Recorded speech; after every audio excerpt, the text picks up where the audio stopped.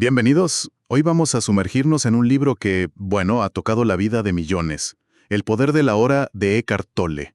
Un auténtico fenómeno, bestseller del New York Times, alabado por gente como Deepak Chopra. Incluso su editor habla de transformaciones profundas, casi milagrosas. Usaremos fragmentos clave, prefacios, la introducción, donde Tolle cuenta su propia historia. Nuestra idea hoy es destilar la esencia de sus planteamientos sobre la conciencia, el sufrimiento y ese poder que él dice que reside en el ahora mismo. ¿Qué tendrá este libro para resonar tanto? Pues es una buena pregunta.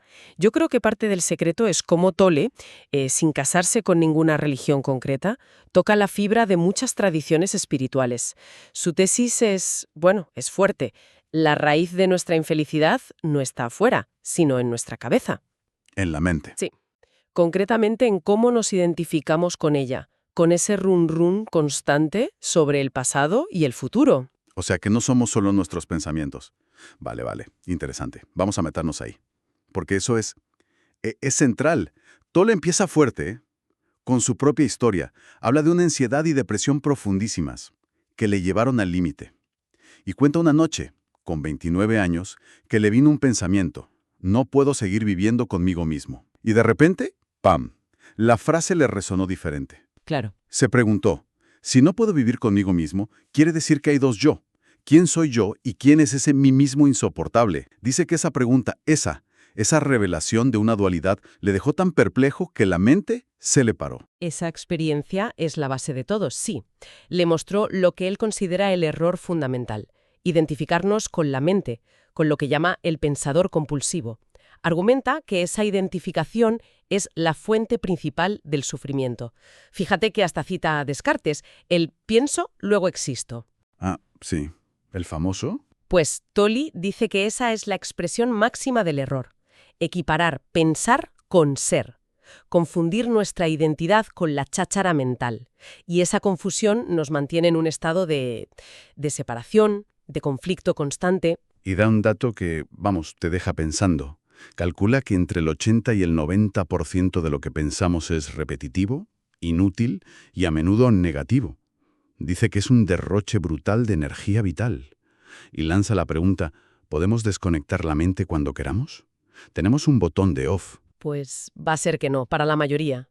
Más bien parece que la mente nos lleva a nosotros. Exacto. Y ahí, como alternativa a esa, tiranía del pensar sin parar introduce el concepto del ser. Pero ojo, no es algo que la mente pueda entender. No es un concepto intelectual más. Lo describe más bien como la vida una. La esencia que está debajo de todo. Eterna, siempre presente, invisible, indestructible. Vale, suena profundo. Pero si la mente no lo pilla, ¿cómo llegamos ahí? ¿Cómo salimos de la jaula mental? Pues ahí está la clave. Y es insistente en esto. La puerta es el ahora, el momento presente. El ahora. Su argumento es radical. Dice, nunca pasó nada en el pasado. Lo que llamamos pasado ocurrió en una hora. Y lo mismo para el futuro. Cualquier cosa que ocurra, ocurrirá en una hora. El pasado es solo memoria, huellas. El futuro, una proyección mental. Lo único real, lo único que de verdad existe, es este instante. Es este momento. Y solo a través de este momento presente podemos acceder a eso que llama el ser. Es potente, sí, y él mismo dice que esto no se lo ha inventado él de cero, ¿verdad? Que ya estaba ahí en muchas tradiciones. Correcto. Cita a maestros zen que preguntaban, ¿qué falta en este momento? O, si no ahora, ¿cuándo? Recuerda a los sufís. El sufí es el hijo del tiempo presente. O a Rumi. El pasado y el futuro ocultan a Dios. Quémalos. Vaya. E incluso al místico cristiano Meister Eckhart. No hay mayor obstáculo hacia Dios que el tiempo. Parece que esta idea de la inmediatez, de la hora, es universal en la búsqueda espiritual profunda, aunque a veces se nos olvide. Vale, la teoría engancha, pero la pregunta del millón, ¿cómo lo hacemos? Si estamos tan metidos en la mente, ¿cómo empezamos a vivir en el ahora? A conectar con ese ser. ¿Qué pasos prácticos propone? Pues la técnica fundamental que ofrece es observar al que piensa. Observar al que piensa. Sí, empezar a ser consciente de esa voz en la cabeza, ese monólogo interior constante. La clave es escucharla sin juzgar, sin engancharte. como un testigo imparcial de tus propios pensamientos. Como dar un paso atrás y mirar el río de pensamientos sin que te arrastre. ¿Y qué pasa al hacer eso? Pues según Tolle, al hacer eso, emerge algo distinto. Una consciencia que no es pensamiento, es la sensación de tu propia presencia, ese yo soy que está ahí antes, durante y después de los pensamientos. Ese observar crea, poco a poco, huecos, brechas en el parloteo mental, momentos de no mente, y en esos huecos de quietud es donde empezamos a sentir la paz, la calma del ser. Suena sencillo, pero me imagino que requiere práctica, ¿no? Romper esa identificación tan arraigada. ¿Hay otras maneras de cultivar esa presencia? Sí, claro. Propone otras vías. Una es dirigir la atención, pero de forma intensa, al momento presente, sobre todo en cosas cotidianas que hacemos en automático. Por ejemplo, Pues al subir escaleras, sentir cada escalón, el movimiento, la respiración, o al lavar que las manos, sentir el agua, la espuma, el sonido. Convertir cualquier rutina en una práctica de atención plena. Darle toda tu presencia a eso, como si fuera lo más importante del mundo en ese instante. darle valor al cómo hacemos las cosas, no solo al qué o al resultado. Exacto. Y otra práctica muy potente que menciona es sentir el cuerpo interior. El cuerpo interior. No se refiere a la imagen mental del cuerpo, sino a sentir la energía vital que lo anima por dentro.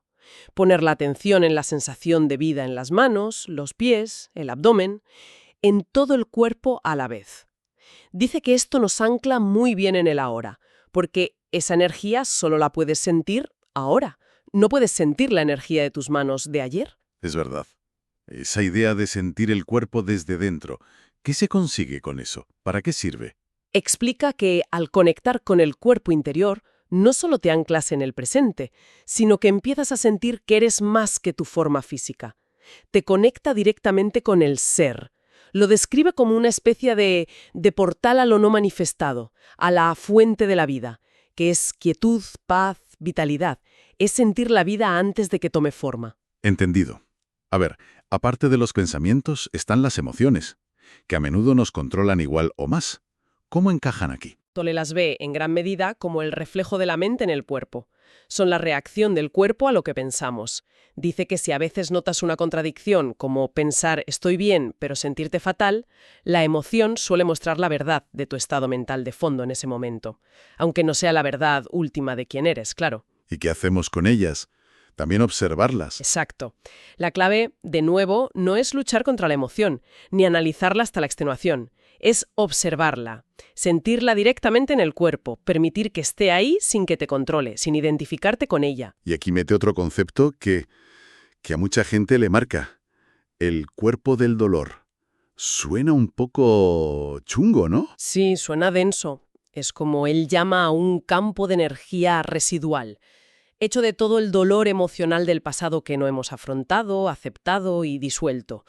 Una acumulación de viejas heridas, tristezas, miedos, rabias que llevamos dentro, a nivel individual y colectivo. Dice que puede estar dormido, latente. Y se despierta. Claro, se activa periódicamente, a menudo por algo que resuena con esa vieja energía. Y cuando se activa, busca sobrevivir. ¿Y cómo sobrevive? Pues paradójicamente, alimentándose de más dolor.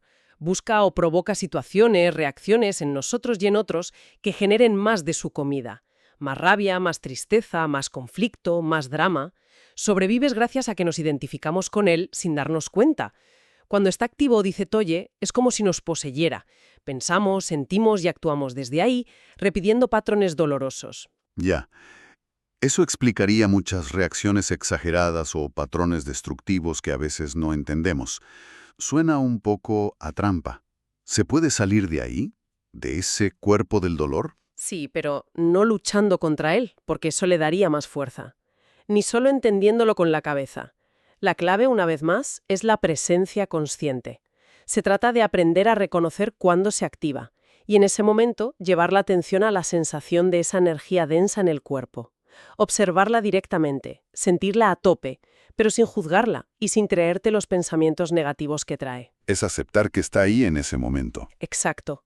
Aceptar su presencia como parte de lo que es. Tolle usa la metáfora de la luz. La luz de la consciencia, de la presencia, es lo que poco a poco disuelve esa energía oscura. Aceptar el dolor presente para disolver el dolor pasado es un giro interesante, y esto conecta con otra cosa que dice, la diferencia entre felicidad y paz, ¿no? Efectivamente. Diferencia mucho la felicidad normal, que suele depender de que las cosas vayan bien fuera, de conseguir lo que queremos, de una paz interior mucho más profunda, que no depende de las circunstancias. Sostiene que el amor de verdad, la alegría auténtica, la paz, no son emociones que van y vienen con sus opuestos, alegría, tristeza, amor, odio. Son estados del ser, vienen de más allá de la mente y son completos en sí mismos. Entonces, lo que normalmente buscamos como felicidad sería más bien placer temporal. En muchos casos sí. Argumenta que lo que llamamos amor o alegría a menudo es solo la parte buena del ciclo placer-dolor de la mente. El placer siempre viene de fuera, es fugaz y suele ir seguido de algún tipo de dolor o vacío. La alegría real, en cambio, brota desde dentro, al conectar con el ser. No depende de nada externo. Y si esa paz profunda no depende de que todo vaya como la seda, ¿cómo la cultivamos? Sobre todo cuando la vida aprieta, cuando hay dolor, pérdidas. Ahí entra la entrega, ¿verdad? Exacto, la entrega, surrender. Y es crucial entenderla bien. No es resignación pasiva, ni debilidad, ni aguantarse y ya está. Tolle la describe como una sabiduría profunda. La capacidad de aceptar el momento presente tal como es, incondicionalmente, sin resistirte por dentro. Sin resistencia interna. ¿Te refieres a...? A abandonar el juicio mental. Esto no debería pasar. Y la negatividad emocional, la rabia, el victimismo, hacia la realidad de la hora. Es decir, sí por dentro a lo que es. Pero, a ver, aceptar lo que es no significa que no podamos intentar cambiar las cosas. Mucha gente oye entrega y piensa, pues me quedo quieto ante la injusticia. Es una objeción muy común, sí. Y Toye la aclara. La entrega no impide actuar. De hecho, dice que la acción que nace de la entrega, la acción entregada, es mucho más inteligente y poderosa. ¿Por qué? Porque ya no está movida por la reactividad del ego, el miedo, la rabia, la necesidad de tener razón, sino que está alineada con una inteligencia más profunda, la del ser. El foco cambia. En vez de obsesionarte con el resultado futuro, pones la atención en la calidad de la conciencia que llevas a la acción ahora. El cómo haces las cosas se vuelve primordial. Entiendo. La calidad de la acción depende de la calidad de la conciencia. Y esto también lo aplica a las relaciones, claro, que son fuente de de todo. Así es. Dice que muchas relaciones normales son en realidad interacciones de egos, con esos ciclos de amor-odio, dependencia, donde cada uno busca en el otro algo para llenar su propio vacío. Inconscientemente. Relaciones basadas en la forma, en la mente, y por eso son inestables y a menudo dolorosas. ¿Y la alternativa cuál sería? ¿Una relación iluminada?